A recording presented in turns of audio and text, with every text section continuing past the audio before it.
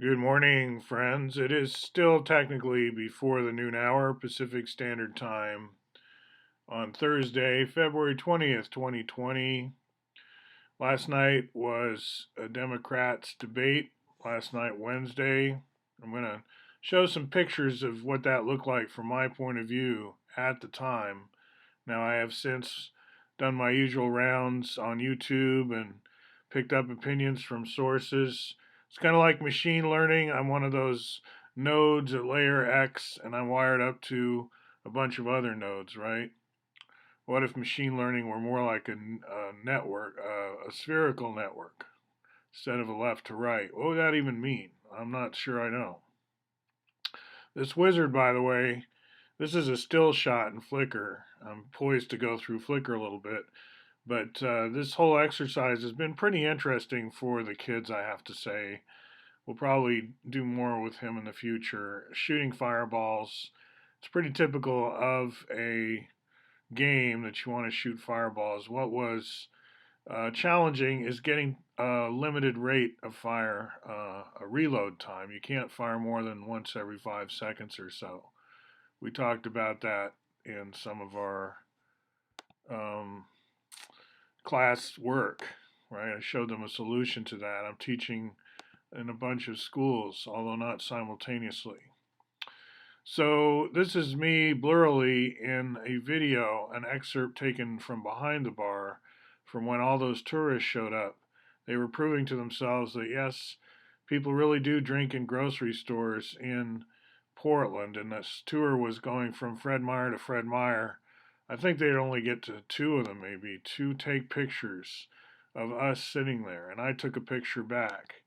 Knives Out and Little Women are both. Actually, I don't know if I got around to reviewing Knives Out. I should probably get to that. Little Women, I did. This is a typical supermarket spill. Some guy with a shopping cart bashed into those stacked up salsa bottles, and that was the spillage. And I'm going to leave it at that dramatic moment.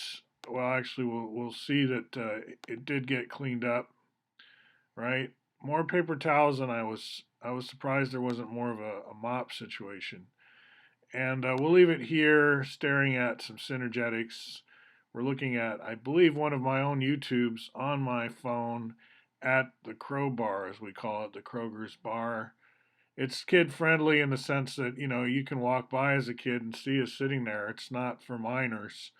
But in the same manner, this YouTube is, kid friendly. It's just, so what? I'm sitting there drinking some cider. Now, in the design science revolution Wikipedia page, we see something echoed in my general systems theory page, which is the dark ages still reign over all humanity, and the depth and persistence of this domination are only now becoming clear. This prison has no steel bars, chains, or locks. Instead, it is locked by misorientation and built of misinformation. We are powerfully imprisoned by the terms in which we have been conditioned to think. Okay, this is a Bucky Fuller quote, and then he goes on to say, there is now plenty for all, war is obsolete. So, what I'm pushing us to see in this diagram form is similar.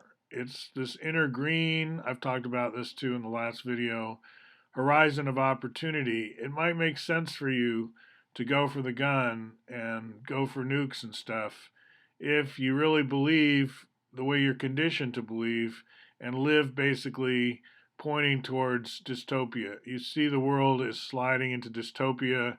You want to keep what you've got, whatever that is.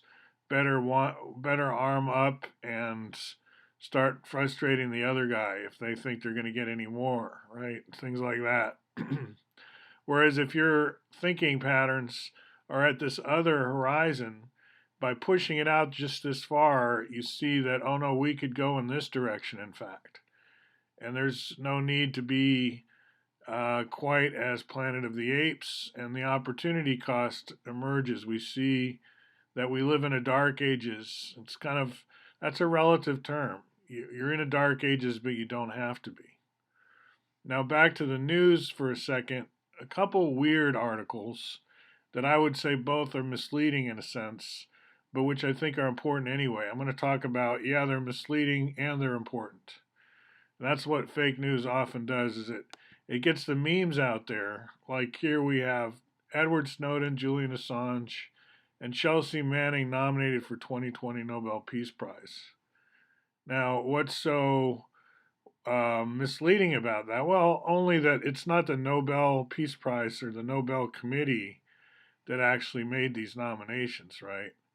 These are not official Nobel nominations. They're a group of people, a Nobel Prize. Let's see, who are these from?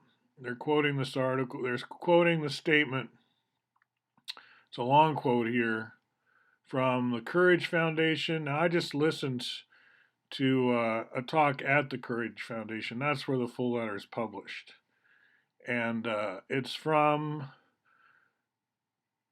German parliamentary group. Okay, so we'll just leave it at that. Interesting. And then the other one I want to jump to, relating as well to Assange, is this Trump offered to pardon Assange in the past tense story. I would say that's kind of a weather balloon, probably. It's like we're thinking these words in the same sort of paragraph: pardon, Trump, Assange. And today, George Galloway is saying, yes, Trump should pardon Assange. After all, WikiLeaks is what helped him get into office.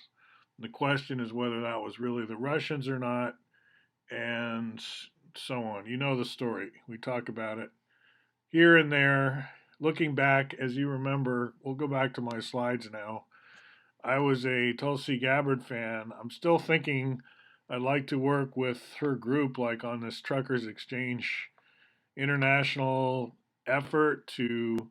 It's partly about the automation of driving and how much that's going to happen. We don't know exactly, but there's so much invested in that direction that there's going to be ways to be your driver of your truck and be on autopilot like an airplane can be, where you can like kick back, eat a sandwich, and that's like the personal workspace idea of the cab of a truck, where you're also learning some books on tape or kind of like interacting in real time. You can actually have a meeting while you're in your truck, right? You can talk about things. You could actually potentially, you're basically in college. You're getting that free college, quote unquote.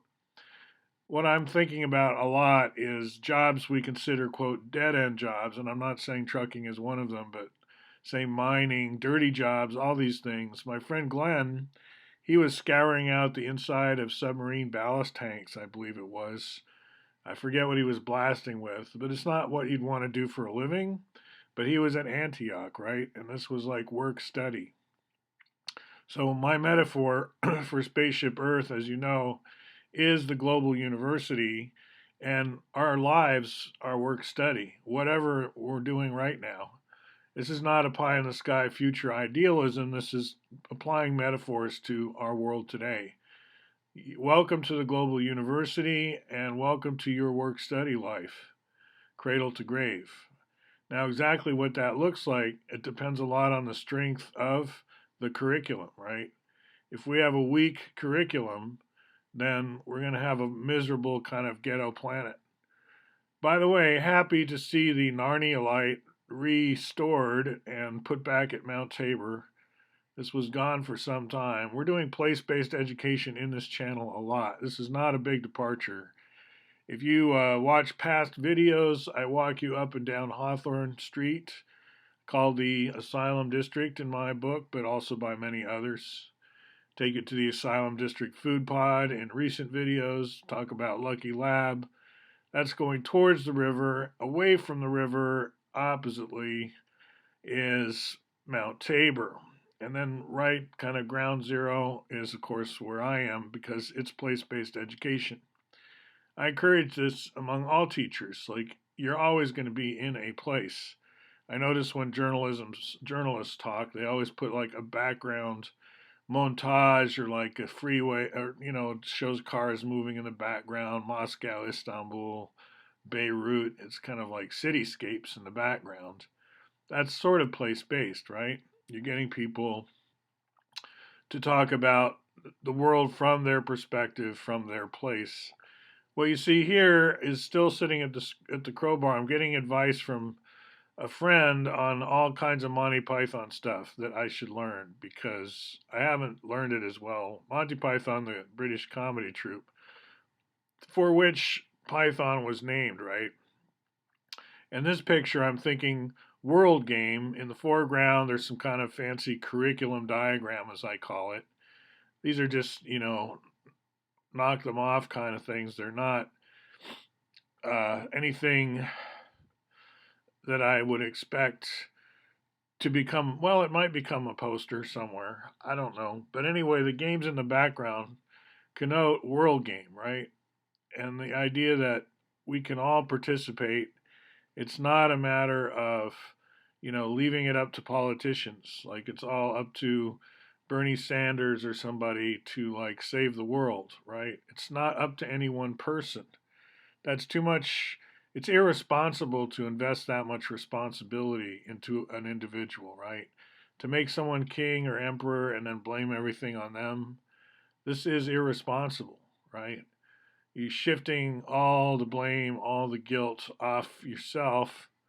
And, well, I'm nothing, right? But you remember in Chinese philosophy, kind of the thing to do is be the emperor in beggar's clothing. Go around the world, you know, as nobody, and that's how you are, in a way, aware of the emperor.